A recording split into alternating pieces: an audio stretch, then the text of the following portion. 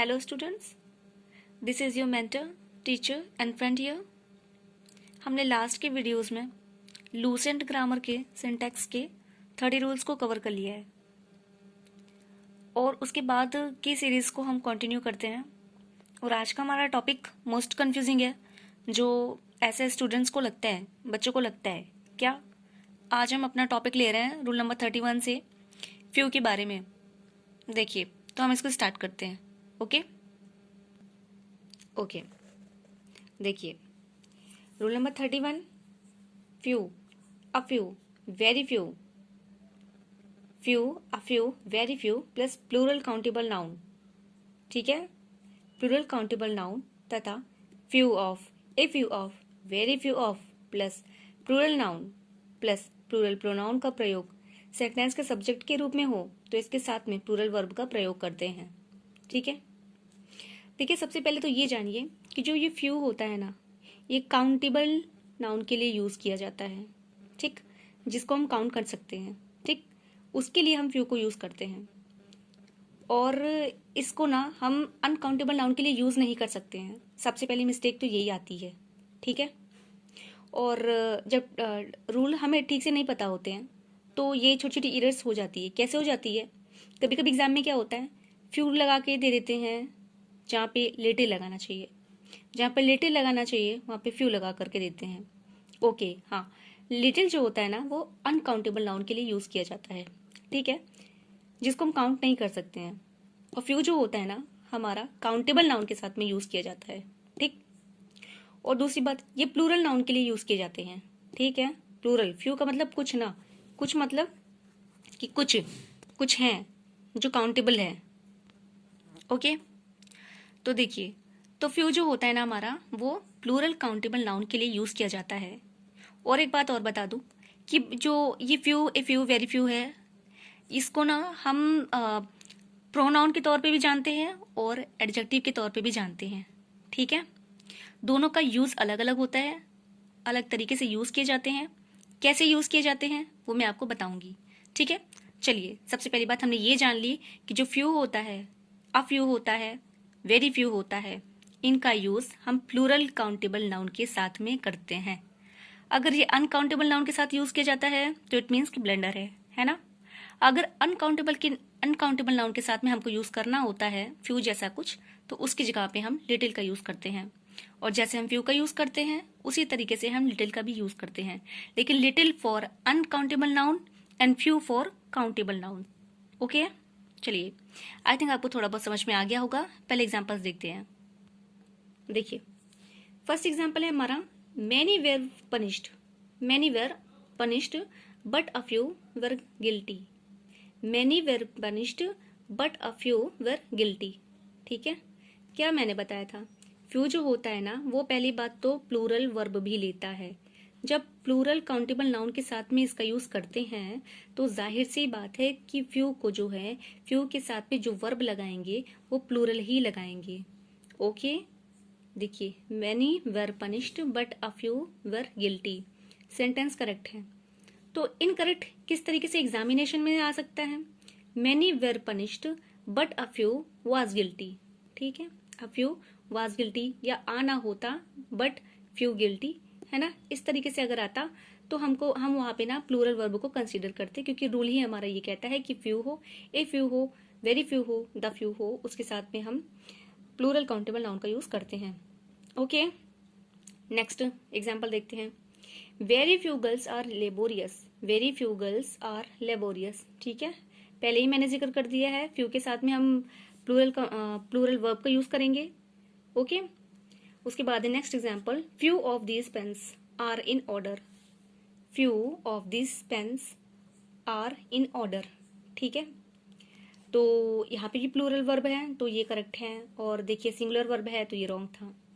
अब जरा सा आप मुझे ये थोड़ा सा बताइए, आपको कहीं से ये मतलब फ्यू जो है ना, फ्यू के साथ में सब जगह तो वर्ब लगा है प्लूरल, वो करेक्ट है। ठीक है, नो डाउट करेक्ट है, लेकिन कहीं कहीं पे ए फ्यू लिखा है, ठीक है, वेरी फ्यू लिखा है और कहीं पे फ्यू लिखा है। तो हम कैसे जानेंगे कि कहाँ पे हमको फ्यू का यूज करना है, कहाँ पे हमको अ फ्यू का यूज करना है, कहाँ पे हमको वेरी फ्यू का यूज करना है, कहाँ पे हमको द फ्यू का यूज करना है। बताइए। वर्ब तो प्लूरल ही लगेगी, नो डाउट, ये सबको समझ में आ गया होगा। लेकिन कहाँ पे फ्यू लगाना है, ए फ्यू लगाना है, वेरी फ्यू लगाना है, द फ्यू लगाना है। ठीक, इसको मैं बता देती हूँ आप लोगों को। ये बहुत ईजी है तो बहुत ईजी, लेकिन पता नहीं होता है पहली बार। जब आधा अधूरा थोड़ा बहुत नॉलेज होता है ना, तो फिर उसमें थोड़ा सा बच्चों को कन्फ्यूजन हो जाता है। चलिए हम स्टार्ट करते हैं, मैं बताती हूँ इसको। देखिए, सबसे पहले नोट नंबर आपका फर्स्ट लिखा है कि जो फ्यू होता है ना, फ्यू का मीन क्या होता है? फ्यू का मीन होता है नहीं के बराबर। ठीक, फ्यू का मीन होता है नहीं के बराबर। ओनली फ्यू की बात हो रही है यहाँ पे। यहाँ पे ए फ्यू नहीं है, द फ्यू नहीं है, वेरी फ्यू नहीं है। ओके, यहाँ पे देखिए ये फ्यू है, ए फ्यू नहीं है, द फ्यू नहीं है, वेरी फ्यू नहीं है। ठीक है, तो जो ओनली फ्यू होता है ना, खाली फ्यू जो होता है, उसका मीन होता है कि ना के बराबर। ठीक है, नगण्य। बाकी तो ऐसे रूल लिखा है का फ्यू का यूज जो है नगण्य, ना अल्प, ना के बराबर अर्थ में नंबर संख्या का बोध कराने के लिए प्लूरल काउंटेबल नाउन के पहले होता है। ठीक, पहली बात तो मैं यहाँ पे जो आपको बता रही हूँ कि प्लूरल काउंटेबल नाउन के साथ में होता है, इट मीन की नंबर वाली चीजों के साथ में होता है। ठीक है, क्वांटिटी वाली चीज इट मीन की सिंगुलर अनकाउंटेबल नाउन। ठीक, अनकाउंटेबल नाउन क्या, उसके साथ में लिटिल का यूज होता है। ठीक, तो हम लोग फिलहाल तो यहाँ फ्यू पढ़ रहे हैं, फ्यू को कंटिन्यू करते हैं। अगर यहाँ पे ओनली फ्यू है तो ओनली फ्यू का मतलब होता है नगण्य, अल्प, नहीं, ना के बराबर। कोई चीज है तो, लेकिन वो ना के बराबर है। ठीक है, संख्या में। ठीक है, कोई चीज है आपके पास में लेकिन वो ना के बराबर बहुत थोड़ी है। ठीक है, ओके ओके। तो हम लोग पढ़ रहे थे कि ये ना के बराबर न्यूमेरिक एडजेक्टिव के रूप में होता है और ये निगेटिव मीनिंग रखता है। ठीक है, मैंने आपको ये भी बताया कि ये जो फ्यू होता है, द फ्यू होता है, फ्यू होता है, ये ना ये प्रोनाउन के तौर पे भी कंसीडर किया जाता है, यानी प्रोनाउन के तौर पे भी ये यूज किया जाता है, और ये एडजेक्टिव के तौर पे भी यूज किया जाता है। ठीक है, तो देखिए, तो फिलहाल ये जो निगेटिव सेंटेंस, सॉरी, ये निगेटिव मीनिंग रखता है जब जो ये फ्यू है, ओनली फ्यू है, इसका मीन होता है कि ना के बराबर। तो ना के बराबर है तो इट मीन की सिंपल सी बात है कि ये नेगेटिव मीनिंग ही रखेगा, है ना।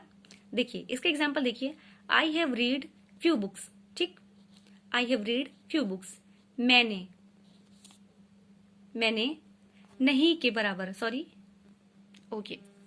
तो जो एग्जाम्पल हमारा कह रहा है आई हैव रीड फ्यू बुक्स, यानी मैंने कुछ किताबें पढ़ी हैं, और पढ़ी हैं कुछ किताबें, इट मीन कि कैसी किताबें, ना के बराबर। ठीक है, मैंने कुछ किताबें पढ़ी, यानी ना के बराबर किताबें पढ़ी हैं मैंने। ठीक है, तो अगर फ्यू का यूज किया जा रहा है तो इट मीन्स कि अगर वो बता रहा है कि मैंने कुछ किताबें पढ़ी है, तो कुछ किताबें पढ़ी हैं इन सेंस कि बहुत ही कम किताबें पढ़ी हैं, ना के बराबर किताबें पढ़ी हैं। ठीक है, और ये निगेटिव मीनिंग रखता है जैसे कि यहाँ पे लिखा है, और वो होना भी चाहिए। ठीक है, तो फ्यू का मीनिंग क्या होता है, ना के बराबर, बहुत कम। ठीक है, ओके। नेक्स्ट देखते हैं, हमने फ्यू को तो पढ़ लिया, फ्यू का मीनिंग होता है कि ना के बराबर। ठीक है, निगेटिव मीनिंग रखता है। लेकिन अब आते हैं नेक्स्ट पे, जो ए फ्यू होता है ना, ए फ्यू, ध्यान से देखिएगा, ए फ्यू, ए जो है यहाँ पे आर्टिकल लगा हुआ है इसके साथ में, फ्यू के साथ में। तो जो अ फ्यू होता है ना, इसका मतलब होता है अफर्मेटिव, यानी कि पॉजिटिव तरीके से कंसीडर करना किस चीज को। अ फ्यू का प्रयोग कुछ के अर्थ में नंबर, संख्या का बोध कराने के लिए प्लूरल काउंटेबल नाउन के पहले न्यूमरिक एडजेक्टिव के रूप में होता है। ये पॉजिटिव मीनिंग रखता है। देखिए पहली बात तो यहाँ पे ये जो लिखा हुआ है कि न्यूमरिक एडजेक्टिव के रूप में, क्योंकि ये जो एग्जाम्पल है ना, ये न्यूमरिक एडजेक्टिव वाला है, तो इसलिए बार बार ये लिखा गया है कि ये न्यूमरिक एडजेक्टिव का एग्जाम्पल है, समथिंग, ये न्यूमरिक एडजेक्टिव है यहाँ पे। तो क्यों नहीं है भाई, क्योंकि इसके बाद में नाउन आ रहा है। ठीक, और नाउन के पहले हमारा जो आता है ना, वो होता है एडजेक्टिव। ठीक, तो एडजेक्टिव के बाद में तो नाउन आता है ना, पर जब ये प्रोनाउन के तौर पे होगा ना, तो वहां पे कोई नाउन नहीं होगा। ओके, तो ये बता रहा है कि मैंने कुछ किताबें पढ़ी हैं, और कुछ किताबें पढ़ी हैं इट मीन्स कि कुछ किताबें पढ़ी हैं, और ऊपर क्या था, फ्यू का मीन ना के बराबर, यानी कि बहुत कम। ठीक, अब यहाँ पे किताबें पढ़ी हैं मतलब कि मैंने किताबें पढ़ी हैं। ठीक, ये पॉजिटिव मीनिंग रखता है कुल मिला के। ठीक है, आई होप आपको समझ में आ रहा होगा। ठीक है, जो मैं समझाना चाह रही हूँ। आइए नेक्स्ट, फिर उसके बाद एक होता है द फ्यू। द फ्यू का मतलब क्या होता है? पहली बात तो फ्यू का मीनिंग ये होता है ना के बराबर, और अ फ्यू का मतलब होता है कि कुछ, मतलब दोनों का मीनिंग तो कुछ होता है, लेकिन फ्यू का मतलब होता है ना के बराबर, बहुत कम। पर जो अ फ्यू होता है उसका मतलब होता है कि कुछ किताबें पढ़ी हैं। ठीक है, अब देखिए, और जो द फ्यू होता है, द फ्यू का मतलब होता है कि चाहे कोई चीज कम है, चाहे कोई चीज ज्यादा है, यानी जो कुछ है वो पूरा का पूरा। ठीक, जो कुछ संख्या में है पूरा का पूरा, यानी सबका सब, चाहे वो चीज थोड़ी हो चाहे वो चीज ज्यादा हो। ठीक, और जो कुछ संख्या में है का पूरा सबका सब के अर्थ में नंबर यानी संख्या का बोध कराने के लिए प्लूरल काउंटेबल नाउन के पहले न्यूमरिक एडजेक्टिव के रूप में होता है। यहाँ पे भी वही लिखा है क्योंकि एडजेक्टिव का ही एग्जाम्पल दिया गया यहाँ पे, ठीक है। जब मैं आपको प्रोनाउन पढ़ाऊंगी तब मैं आपको प्रोनाउन का एग्जाम्पल दिखाऊंगी few, a few, very few के साथ में, ठीक। और जब एडजेक्टिव पढ़ाऊंगी तो मैं वहां पे इसको फिर से रिपीट करूंगी आपके लिए, ओके। चलिए, तो ये द फ्यू का मतलब यही होता है कि जो भी है वो सारा का सारा, चाहे थोड़ा हो चाहे कम हो, ठीक। और ये पॉजिटिव और निगेटिव मीनिंग ये दोनों का सेंस रखता है, ठीक। फ्यू जो था ना वो निगेटिव मीनिंग रख रहा था और जो ए फ्यू है ना वो पॉजिटिव मीनिंग रख रहा था। और जो द फ्यू होता है ना वो पॉजिटिव भी रखता है, निगेटिव भी रखता है, ठीक। और यहाँ पे सेंस का मीनिंग होता है कि ये सबका सब, सबके सब, यानी कि जो भी कुछ है पूरा का पूरा सबका सब के बारे में बात करता है, ठीक है। चलिए एग्जाम्पल इसका देखते हैं, फिर क्लियर होगा आपको। आई have read the books, I have read the few books, sorry, I have read the few books I had, ठीक। यानी मैंने जो संख्या में पुस्तकें थी मैंने सब पूरा का पूरा पढ़ लिया, यानी कि मैंने कुछ किताबें पढ़ी हैं, यानी कुछ मतलब कि जो थी वो पूरी की पूरी, जो कुछ संख्या में पुस्तकें थी पूरा का पूरा उन्होंने पढ़ लिया है, ठीक है। द फ्यू का मतलब होता है पूरा का पूरा, सबका सब, मैंने आपको बताया है, ठीक है। और हाँ, एक चीज से हम इसको ये देखिए, पहली बात तो ये भी जान लेते हैं कि कभी ऐसा भी लगता है बच्चों को कि कहाँ पे हमको फ्यू का यूज करना चाहिए और कहाँ पे हम अ फ्यू का यूज करेंगे और कहाँ पे द फ्यू का, क्योंकि देखिए जब हम हिंदी निकालते हैं ना, ट्रांसलेशन करते हैं, तब तो हमें सेंस पता चलता है कि ये बताना चाह रहा था, निगेटिव सेंस देना चाह रहा था फ्यू, ठीक। लेकिन अगर हम यहीं पे कहते आई have read a few books, ठीक, तो चूंकि इंग्लिश में तो इंग्लिश में सेंटेंस रॉन्ग नहीं होगा, है ना। अगर हम बोल रहे हैं आई have read few books, I have read a few books, ठीक, तो इंग्लिश में ये सेंटेंस तो रॉन्ग नहीं होगा क्योंकि हिंदी में उसका मीनिंग नहीं निकल रहा है, ठीक। यहाँ पे अगर मैं आपको हिंदी ना बताती तो पता नहीं चलता कि जो सेंटेंस लिखा गया है वो क्या कहना चाह रहा है, ठीक। हमें यही गेस करना पड़ता कि सेंटेंस में लिखा क्या है, ठीक। चूंकि हमें समझना है, समझाना है, तो इसलिए हम लोग इसका एनालिसिस कर रहे हैं। तो मैं आपको ये चीज बताती हूँ कि पहली बात तो ये जानिए, जो फ्यू होता है और जो अ फ्यू होता है वो सिंपल सेंटेंसेस में यूज किया जाता है, ठीक है। क्या कहा मैंने, बहुत इजी है। जो फ्यू होता है वो और जो अ फ्यू होता है ये दोनों, few a few, few a few, दोनों सिंपल सेंटेंसेस में यूज किया जाता है। सिंपल सेंटेंस मीन की जिसका एक सब्जेक्ट होता है, एक फाइनल वर्ब होता है, ओके। तो मैं यही कहना चाह रही हूँ कि जो फ्यू होता है, अ फ्यू होता है, ये सिंपल सेंटेंसेस में यूज किया जाता है, ठीक है। पर जरा गौर करिएगा, जो हमारा द फ्यू है, द फ्यू हमारा सिंपल सेंटेंस नहीं लग रहा है ना। आई have read the few books I had, जो कुछ भी किताबें थी मेरे पास संख्या में वो सारा मैंने पढ़ लिया है। इट मीन ये कौन सा सेंटेंस बन रहा है, ये सिंपल तो नहीं लग रहा, ठीक। तो ये सिंपल सेंटेंस नहीं होगा, उसी में द फ्यू का यूज किया जाएगा। अगर आपके सामने ऐसा एरर आता है आई have read a few books I had, तो यहाँ से भी आप एक छोटा सा ट्रिक मान सकते हैं इसको कि जो यहाँ पे हमें द फ्यू का यूज करना ज्यादा अप्रोप्रिएट होगा, ओके ओके। अच्छा ठीक है, हमारा ये कॉन्सेप्ट तो आई थिंक आपको क्लियर हो रहा होगा। देखिए मैं आपको एक एग्जाम्पल दिखा देती हूँ फ्यू का, अ फ्यू का।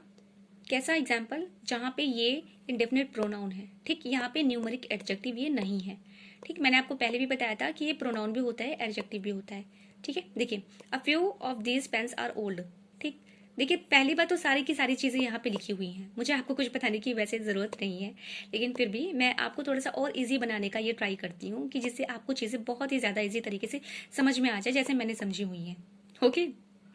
चलिए ठीक है, देखते हैं। A few of these pens are old, तो देखिए यहाँ पे कोई नाउन नहीं है, ठीक, और यहाँ पे ये इंडेफिनिट प्रोनाउन के तरीके से यूज किया गया है। अच्छा इसको इंडेफिनिट हम इसलिए कह रहे हैं क्योंकि ये निश्चित नहीं है, अनिश्चित है, ठीक है। अ फ्यू पता नहीं कौन, ठीक, पता नहीं कुछ कितने, ठीक, तो इसलिए यहाँ पे जो है ना ये इंडेफिनिट प्रोनाउन के तौर पे कंसीडर किया जा रहा है। और उसके बाद भी एक एग्जाम्पल दिया गया है, ए few of us have seen the red fort, A few of us, ठीक है। तो यहाँ पे भी देख लीजिए ये प्रोनाउन के तरीके यूज किया गया है, ठीक।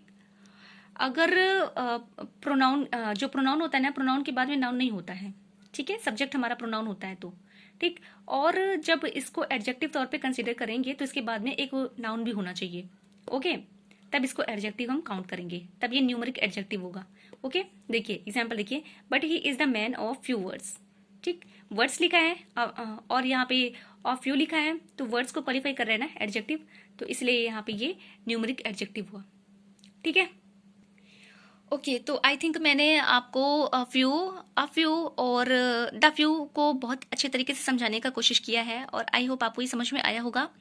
और फिलहाल जब हम प्रोनाउन पढ़ेंगे तो मैं इसका फिर से एक बार रिवीजन करवाऊंगी आपको, और जब एडजेक्टिव पढ़ूंगी तो वहाँ पे मैं एक बार फिर से आपको ये रिवाइज करवाऊंगी। ठीक है, अगर आपको मेरा कुछ समझ में आया हो और चीज़ें हेल्पफुल लगी हो तो लाइक करिएगा, सब्सक्राइब करिएगा और शेयर करिएगा। Okay, thank you so much.